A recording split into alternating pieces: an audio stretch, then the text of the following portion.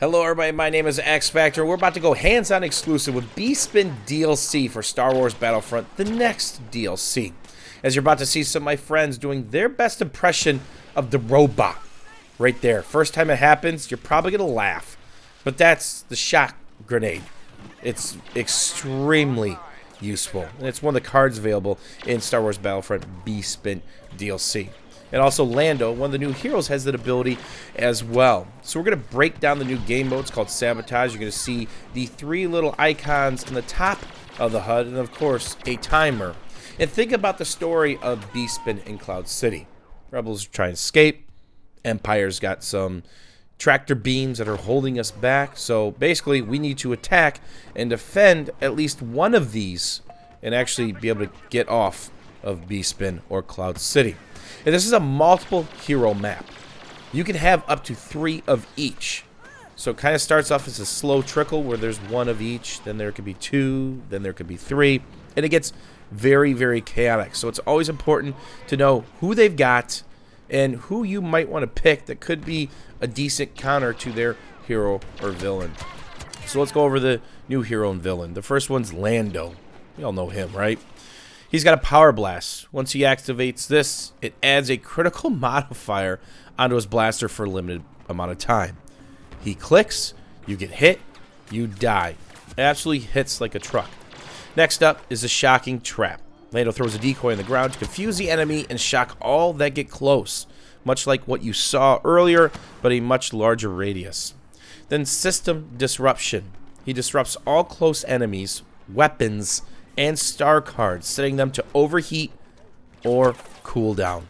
That is absolutely crazy. So think if you're turning a corner, you've got 4 or 5 friendlies by you. You see Lando, he dishes out that disruptor, he pops his power blast or his trap to chain it, and you're simply dead.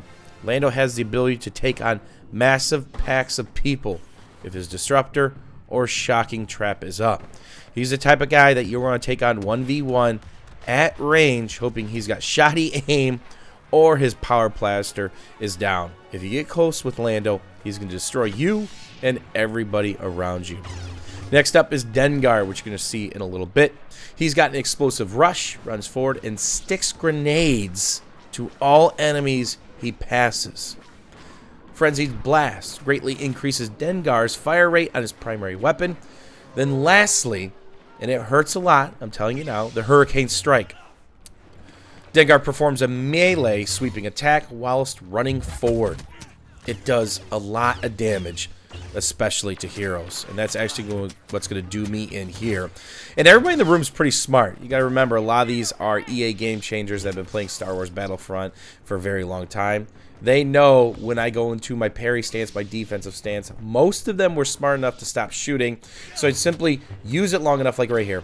I'd use it long enough to another ability was up, or they were on cooldown, and then just try to close the distance. Luke, by far, is still one of my favorite heroes. And there you can see on your HUD the heroes and villains that are up, basically. And we've got a full party over here, and I simply need to get over there because that's one of the points that we need to defend. So this is a very chaotic game mode. The game mode's pretty self-explanatory, and that guy is having a very, very comfortable break. So let's see how quickly we can get over here to try to help. Obviously, you can see this is very busy. We've got all the stormtroopers spawning on this side. We're trying to defend the generator that we're trying to blow up so we can get off of Cloud City. So what else is going on with this DLC? Well, you're going to notice when I'm near my party member, there's an extra incentive to actually spawn on them, but more importantly, be by them. Your cooldowns, they actually cycle faster. So if you've got a fancy star card, they're still going to cycle very fast. And here's some Dengar as he Hurricane Strikes me. They actually cycle faster.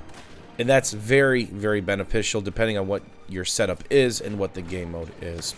So let's talk about some of the new stuff that's going on. There are 5 new maps that are on or around Cloud City. There are 2 new weapons. The X8 Night Sniper. It's a blaster pistol with focus on long range and has night vision scope. Kind of think Fleur from Battlefield, but not as crazy when it alters your vision. Pretty good at long range, not so good up close. The EE4 spread burst weapon with short to medium range and high damage. That was fun to use. And of course, new star cards, the shot grenade, which we just saw, the scout binoculars.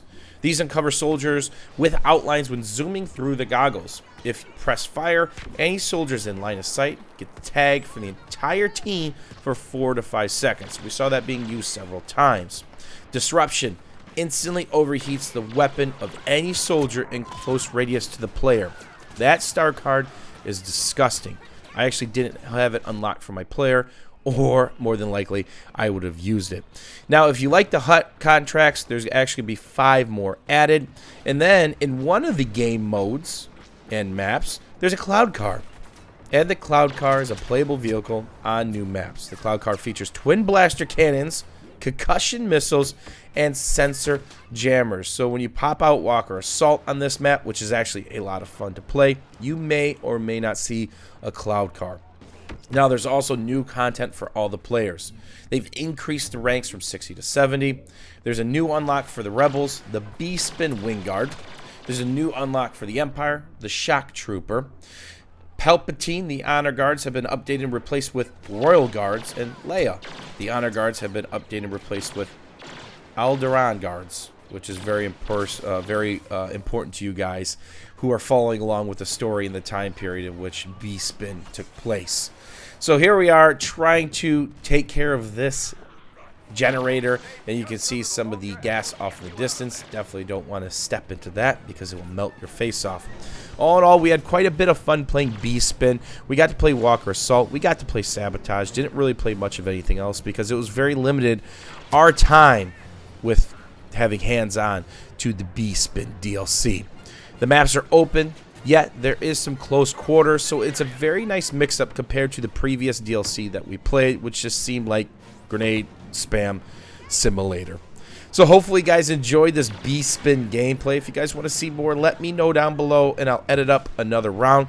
I did mess around with some of the weapons, and I did mess around on some of the different maps and game modes. As always, guys, thanks for watching, thanks for hanging out, and we'll see you guys soon.